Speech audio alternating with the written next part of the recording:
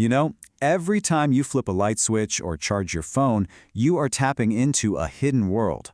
It's a world of unbelievable chaos, happening right inside a tiny wire that somehow manages to power our entire lives.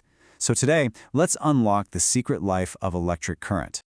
We tend to think of electricity as something that flows freely, like water rushing through an empty pipe.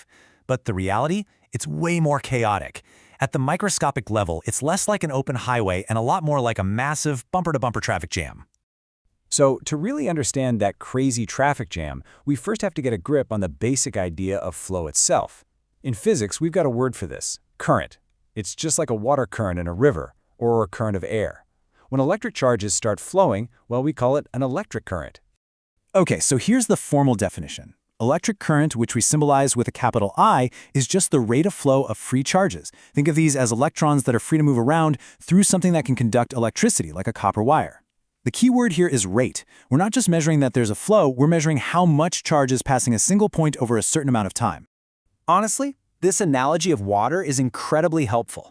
If you can just picture a copper wire as a kind of riverbed, then the electric current is simply the flow of countless free electrons, all acting like little water molecules rushing downstream. All right, so that leads to a pretty simple question, right? If we have this river of charge, what gets it moving in the first place? And on the flip side, what's trying to slow it down? Turns out it's a constant battle between two fundamental forces, a push that gets things going and an obstacle that's always getting in the way. That push is called potential difference, but you probably know it by its more common name, voltage. Just think of it like the steepness of a hill. It's the pressure forcing the charges to move. The obstacle is called resistance. And yeah, these are literally like rocks in the river or friction on a slide, just constantly creating a roadblock for the flow. This analogy really helps make it click. So imagine a super tall building. That represents a high potential difference, or high voltage. A slide from the top of that building is going to be really steep, right? You'd go down incredibly fast. In a wire, that super fast slide translates to a high electric current. It's simple. More push means more flow. And this exact relationship wasn't just a guess. It was figured out by a guy named George Ohm. His principle, which we now call Ohm's law, is pretty much the bedrock of all electronics. All it says is that the flow, the current, is directly proportional to the push, the voltage. But there's a crucial catch. This only works if the physical conditions, like temperature, stay the same. So, we've got the big picture now. Voltage pushes, resistance gets in the way, and current is the result. But what is actually happening down at the level of a single electron? If we could shrink ourselves down and dive into the wire, what would we see? Well, it is not what you might expect. Okay, let's do it. Let's zoom way in, down to the microscopic world. And at this level, you can pretty much forget that neat, orderly river analogy. This is more like a chaotic, out-of-control mosh pit. Picture this. In a piece of wire that's not even plugged into anything, the electrons are not just sitting still. Nope. They're buzzing around at incredible speeds, fueled by heat, going in completely random directions and constantly bumping into each other. But since it's all random, they don't actually go anywhere. On average, their net movement is a big fat zero. Now let's apply a voltage. We flip the switch. This creates an electric field that gives every single one of those electrons a little push in the same general direction. But they don't get a clear path, not even close. They are constantly crashing into the fixed atoms of the wire. And that is the macroscopic origin of resistance. It's just billions and billions of tiny collisions. So to describe this absolute mess, physicists use a few specific terms. That random high-speed buzzing, that's thermal velocity.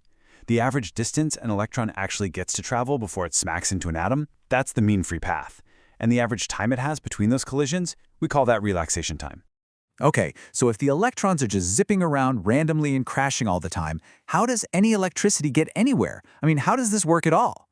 This brings us to the real secret behind the flow of current. And it has nothing to do with speed, but everything to do with a very slow and steady push. So in the middle of all that chaos, the push from the voltage gives the entire clot of electrons a tiny collective nudge in one direction. It's like a massive, disorganized crowd that is slowly, almost imperceptibly being guided forward. The average speed of this collective nudge is what we call drift velocity. And here it is, the part that's going to blow your mind. How fast do you think this drift is? The speed of light? Lightning fast? It's not even close. The actual drift velocity of an electron in a typical copper wire is about 1 millimeter per second. Yeah, that is slower than a snail. It's slower than a walking ant.